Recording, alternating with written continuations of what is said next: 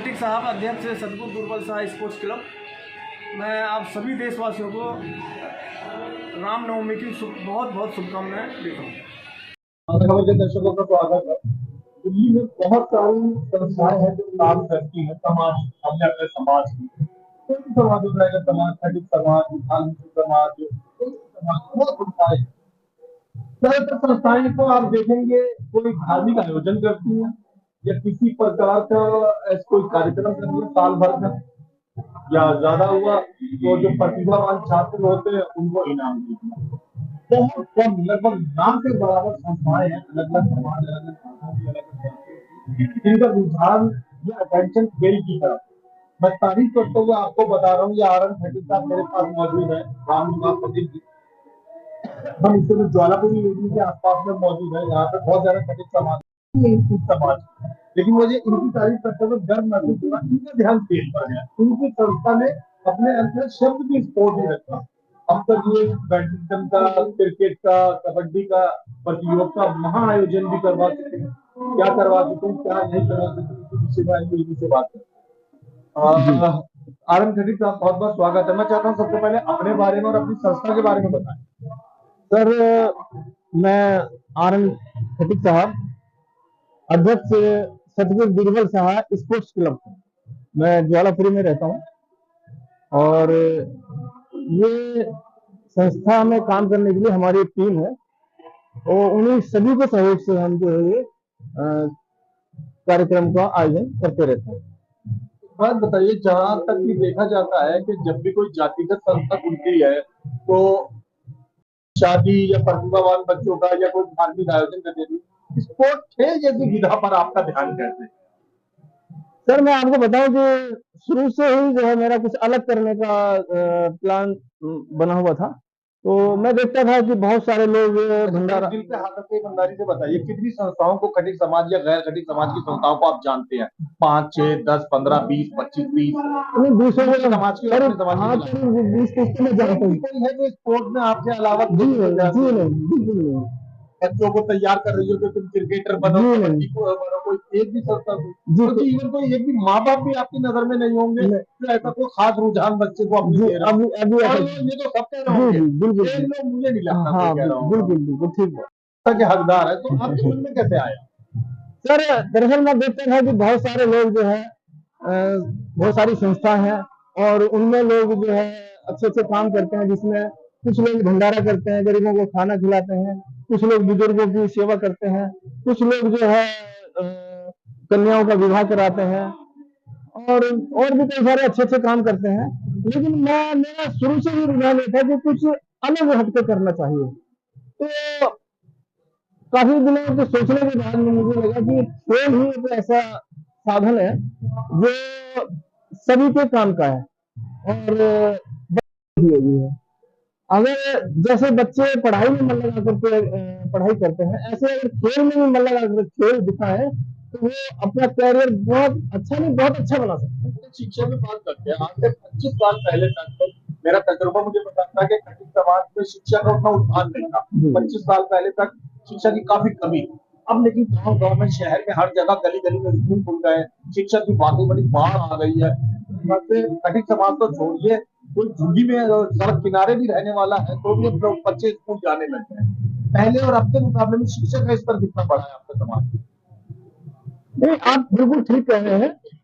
मेरे पास भी परेशानियां होती थी, परिस्थितियां भी नहीं होती थी, लेकिन अब जो है थोड़ा सा माँ बाप भी शिक्षा की अहमियत को समझे हैं। दूसरा, काम धंधे में भी फर्क पड़ा है। पहले जो बहुत ही मजदूरी के लिए भी परेशान रहते थे, उनको मजदूरी भी मिल रही है। खेती किसानी करते थे, हाँ, मजदूरी भी मिल रही है और वो आसानी से अपना गुजारा कर सकते हैं। मैं ये नहीं कहूंगा कि बहुत अच्छा, लेकिन गुजारा हो रहा है और उसी की वजह से वो अपने बच्चों को का भविष्य जो है अच्छा बनाने के विचार रखते हैं और इसीलिए बच्चों की पढ़ाई पे ज्यादा ध्यान देते हैं कि वो सोचते हैं कि हम जो है नहीं पढ़ पाए कोई बात नहीं, लेकिन हम अपनी मेहनत से अपने बच्चों को पढ़ा सकते हैं और उनका भविष्य सुधार सकते हैं। अच्छा, जितने भी दुर्बल समाज है, हम दोनों की तरफ तो उनका वाकई ध्यान चला गया, अपने बच्चों को पढ़ा रहे हैं। आपको लगता है कि दुर्बल समाज अभी भी खेलों में उतना ज्यादा अटेंशन नहीं दे पाता?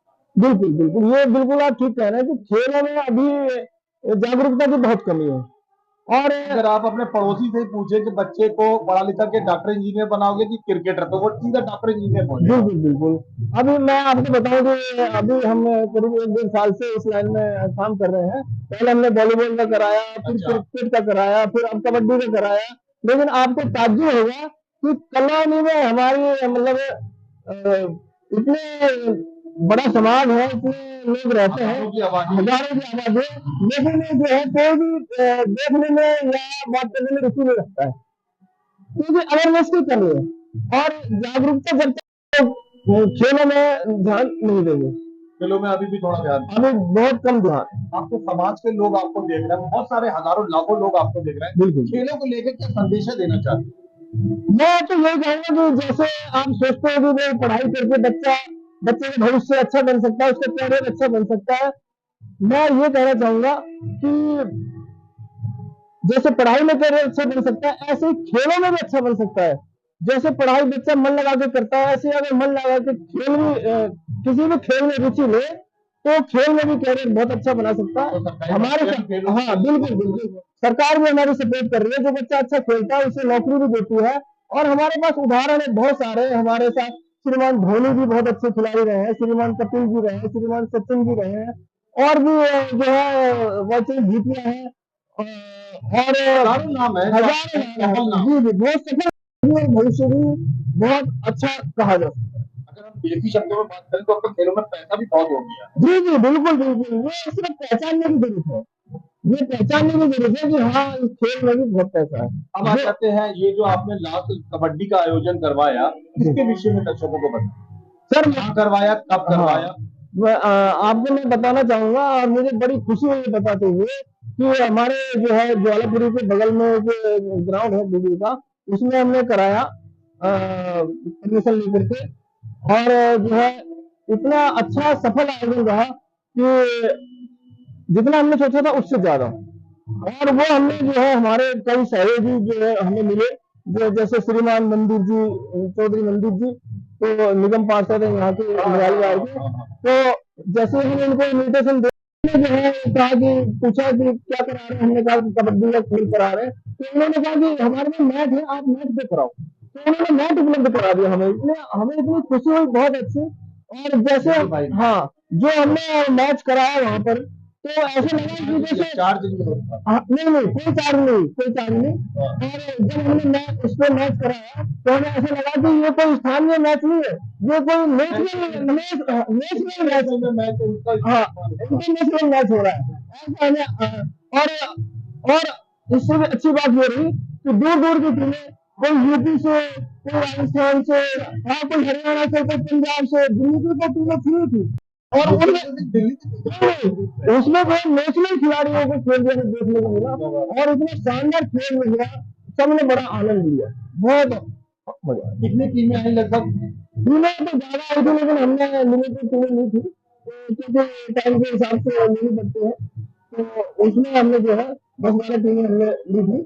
निजी तौर पर आनंद साहब, मैं खेलों में किसी भी जाति और धर्म की पे बात करने के सब खिलाफ हूं। मेरा ये मानना है सचिन तेंदुलकर सबका है, मेरा ये मानना है MS धोनी सबका है, इंदु सबका उससे प्यार करते हैं।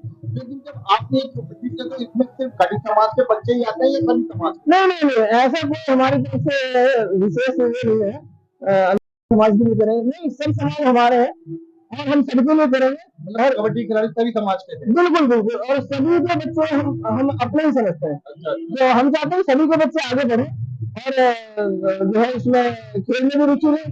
और मैं तो उनके माँ बाप को कहूंगा कि वो चाहे किसी भी खेल से जुड़े, अपने बच्चों को जोड़े जरूर खेल से, क्या समझे, तो ताकि उनको जो है इससे कॉन्फिडेंस भी बढ़ता है, खेल में आते ही बच्चे का कॉन्फिडेंस बढ़ता है।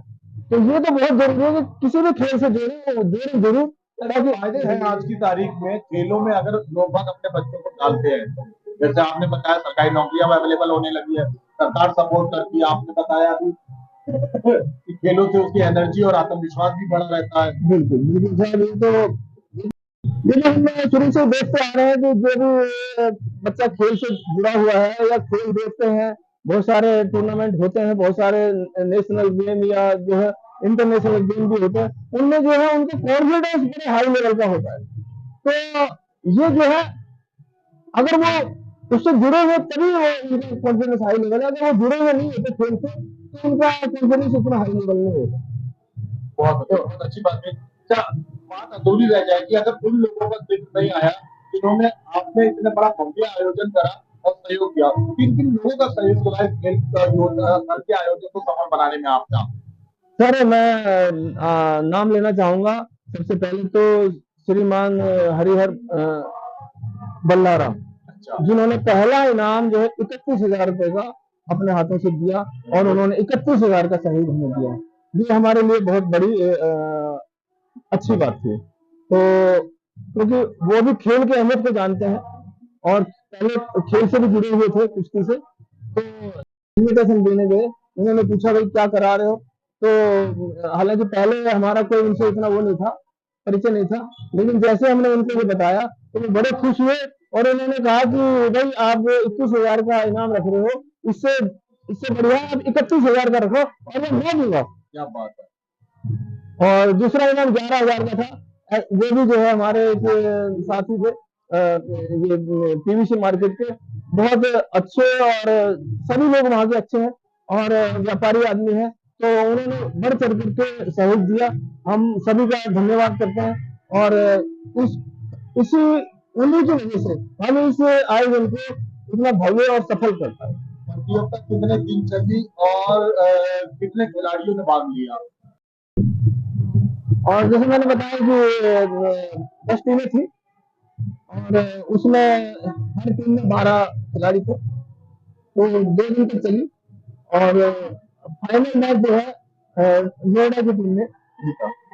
बहुत अच्छा। नोएडा की संभावना बातों थी। की तरफ आते हैं, बाकी खेल को लेकर आपके दिमाग में आपके महत्वपूर्ण योजनाएं हैं जो आप इवन कार्य कर रहे हैं, चाहे जिस दिन मैं इसकी वाकई तारीफ करता हूँ, पूरा समाज पूरी दुनिया तारीफ करती है। आप वाकई अनूठे और अनमोल व्यक्ति हैं जिसका ध्यान खेलों पे गया। धार्मिक आयोजनों में तो सबका जा रहा है, शादी करवा दो, बच्चों को इनाम दे दो, इसमें करो, इस बात पे भी बढ़ावा देना जरूरी है।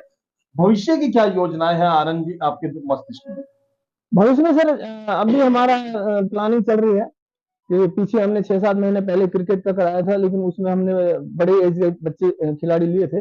लेकिन अब जो हम ये चाह रहे हैं कि भी 8 साल से 15 साल के बच्चों को उसमें एक टूर्नामेंट कराएं, ताकि जो है शुरू से ही उनका ध्यान खेल की तरफ जुड़े और वो उसमें आगे बढ़ सकें। तो ये हमारा प्लान है कि आगे अभी 3-4 महीने के अंदर हम क्रिकेट का कराएंगे, जिसमें हो सकता है कि हम जो है कन्याओं को भी सहभागी बनाएं। अच्छा अच्छा, हाँ मतलब लेडीज टीम भी लेंगे इस बार? हाँ जी गर्ल्स हाँ टीम का भी विचार है? जी हाँ जी हाँ।